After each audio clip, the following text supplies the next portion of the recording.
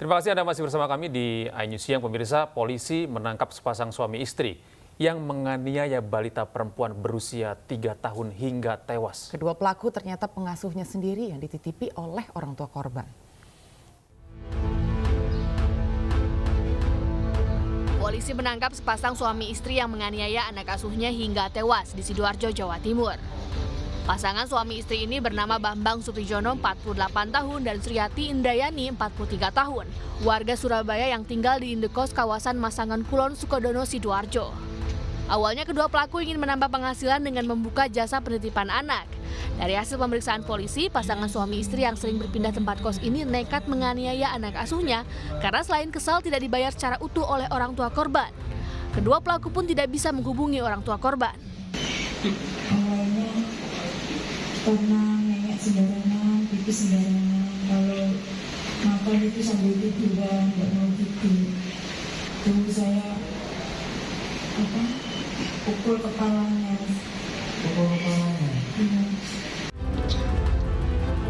Akibat penganiayaan itu, korban balita putri berinisial F 3 tahun tewas di dalam kamar kos kedua tersangka. Ironisnya, tidak hanya dianiaya, korban juga disekap di kamar mandi saat kedua tersangka kerja keluar rumah. Tentunya kesal karena uang sudah tidak dikirimkan lagi, karena terakhir pengiriman bulan Maret, berarti mulai bulan April sudah tidak dikirimkan lagi oleh yang menitipkan korban. Kemudian yang kedua juga itu tadi perilaku daripada korban menurut mereka, tapi sebenarnya itu karena perilaku dari anak-anak, tingkah laku anak-anak saya kira masih wajar, tetapi itu tadi mungkin karena kekesalan itu jadi korban sering dianiaya oleh pelaku. Hingga kini polisi masih mencari keberadaan orang tua korban karena korban dititipkan kedua pelaku tanpa identitas orang tua yang jelas. Pelaku hanya berkomunikasi lewat media sosial dengan orang tua korban. Kedua tersangka kini diamankan di sel tahanan Polresta Sidoarjo. Dari Sidoarjo, Jawa Timur, Pramono Putra, iNews melaporkan. Ya, ini lagi-lagi kekerasan dilakukan oleh orang dewasa kepada anak-anak. Ini kalau saya melihat ada keterlibatan yang harus ditelusuri lebih jauh. Betul. Di mana orang tuanya ini, karena dia menitipkan kepada orang dan dia meninggalkan hingga saat ini belum diketahui keberadaannya. Bisa jadi ini juga masuk ke dalam kasus penelantaran anak juga ini. Benar, jadi ini sebagai pelajaran juga buat penegak hukum ketika sudah menentukan pelaku tersangka, ini juga jangan sampai stop sampai di sini aja, tapi juga harus mencari tahu lagi keberadaan orang tua tadi, dan ini juga pelajaran untuk kita orang tua supaya ketika kita memang mau menitipkan anak, ya lakukan apa yang menjadi kewajibannya kita gitu kan sebetulnya. Dan kalau memang tidak sanggup untuk mengasuh anak, ya lebih baik titipin aja ke panti asuhan daripada harus dianiaya gitu. Ya pemirsa, ini juga seorang ibu di Kabupaten Malang, Jawa Timur tega menganiaya dua anak kandungnya yang masih di bawah umur. Ya, parahnya penganiayaan dilakukan bersama pacarnya. Keduanya tega menghajar korban hingga menyulut bagian tubuh anak dengan rokok.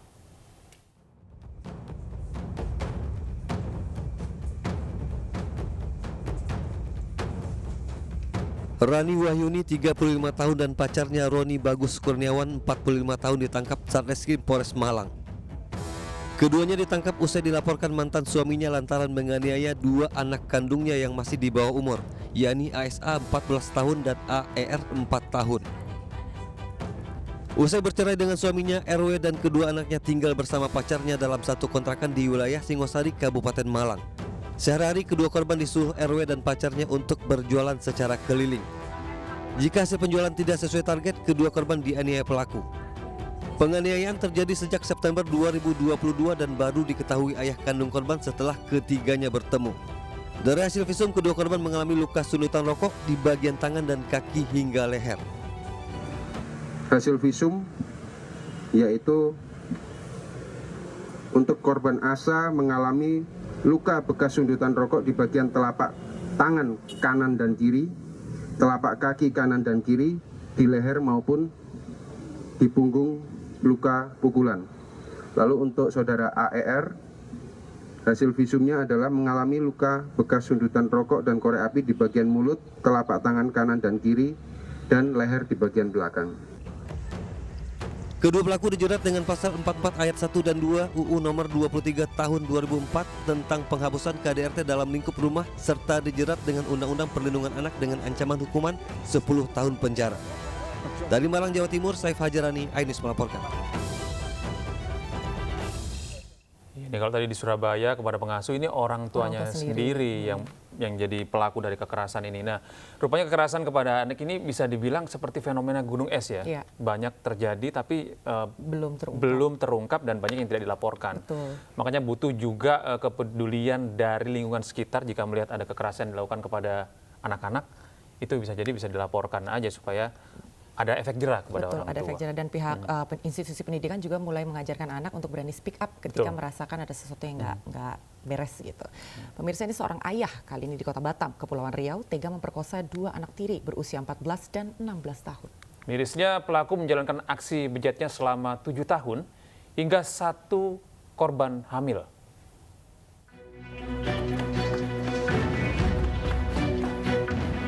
S, pria asal Jambi yang harusnya menjadi pelindung bagi anak-anaknya justru menjadi monster yang merusak masa depan kedua anak tirinya, HS dan BS.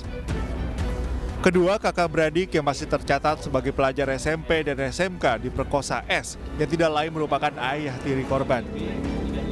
Ironisnya pelaku telah melakukan aksi bejatnya sejak 7 tahun lalu hingga akhirnya korban BS diketahui hamil 2 bulan. Kasus ini terungkap saat korban BS menceritakan peristiwa tersebut kepada bibinya. Mengetahui keponakannya menjadi korban pemerkosaan, sang bibi pun melaporkan kelakuan bejat pelaku kepada polisi. Polisi yang menerima laporan pun langsung menciduk pelaku di rumahnya. Pelapor di sini selaku tante daripada korban itu mendengar keluh kesah daripada korban, mengadukan kepada si pelapor ini bahwasanya telah terjadi peristiwa cabul. Akhirnya saudara daripada si istri di sini melaporkannya kepada polsek untuk ditindaklanjuti. Kan yang dilakukan oleh si pelaku di sini 2 anak-anak usia 16 dan 16 dengan 14 tahun. Cabul sudah dilakukan berulang-ulang dari tahun satu korbannya dari tahun 2018 sampai 2021 dan dari tahun 2021 hingga 2023. Atas perbuatannya pelaku dijerat dengan pasal 81 Undang-Undang Perlindungan Anak dengan ancaman maksimal hukuman 15 tahun penjara. Dari Batam, Kepulauan Riau, Gusti Yenosa, iNews melaporkan.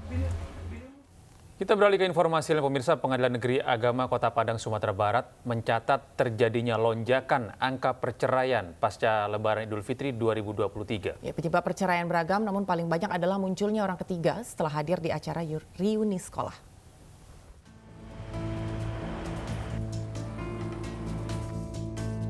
Pengadilan Agama Kota Padang sejak libur Idul Fitri hingga akhir Mei 2023 mencatat angka perceraian di Padang meningkat hingga 100 pasangan per hari yang mengurus perceraian.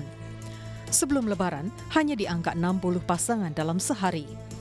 Yang mengejutkan, dalam proses perceraian melalui persidangan, terungkap acara reuni sekolah menjadi salah satu pemicu. Juga termasuk diantaranya ada pihak ketiga.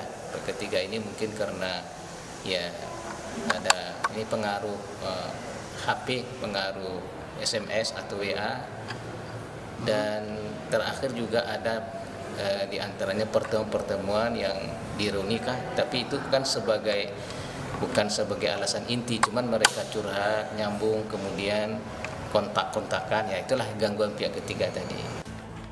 Selain reuni sekolah, pemicu perceraian di Kota Padang adalah masalah ekonomi, kekerasan dalam rumah tangga juga menjadi penyebab tingginya angka perceraian. Dari Padang, Sumatera Barat, Budi Sunandar, iNews melaporkan. Sementara itu pemirsa, di Blitar, Jawa Timur, permohonan pernikahan anak usia dini meningkat 100%. Hingga bulan Mei 2023 tercatat sudah ada 108 anak mengajukan dispensasi menikah dengan 30% di bawah 17 tahun.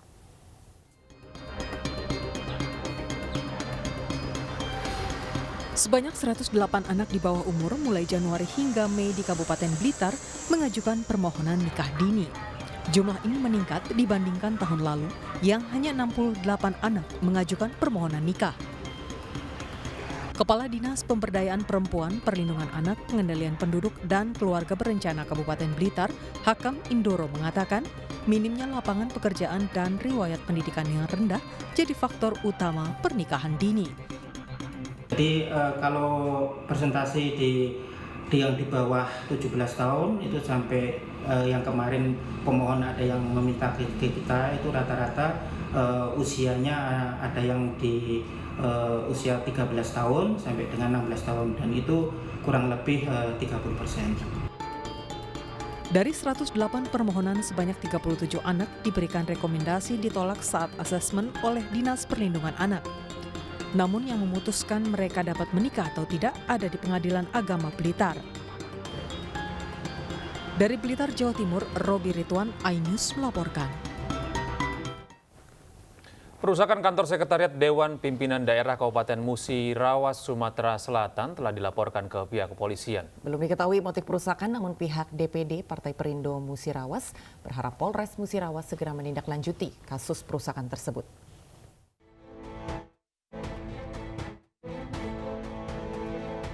Kantor Sekretariat Dewan Pimpinan Daerah Partai Perindo Musirawas di Jalan Lintas Sumatera, Desa Muara Beliti Baru, Kecamatan Muara Beliti, Kabupaten Musirawas, dirusak orang tidak dikenal. Akibat aksi tidak bertanggung jawab ini, papan nama kantor dan sejumlah atribut Partai Perindo rusak dan lepas dari lokasi awal dipasang. Aksi ini langsung dilaporkan ke Polres Musirawas untuk diproses secara hukum. Kita mendatangi pihak Polres Musirawas untuk melakukan koordinasi terkait dengan pengerusakan papan merek dan atribut partai milik DPD Partai Perindo Kabupaten Musirawas. Ketua DPD Partai Perindo Musirawas juga meminta polisi segera mengungkap kasus ini dan menangkap pelakunya agar aksi serupa tidak terjadi lagi. Dari Musirawas, Sumatera Selatan, Faisal Agustiawan, iNews melaporkan. Upacara peringatan Hari Lahir Pancasila digelar di lapangan Monas, Jakarta. Informasinya akan hadir sesaat lagi.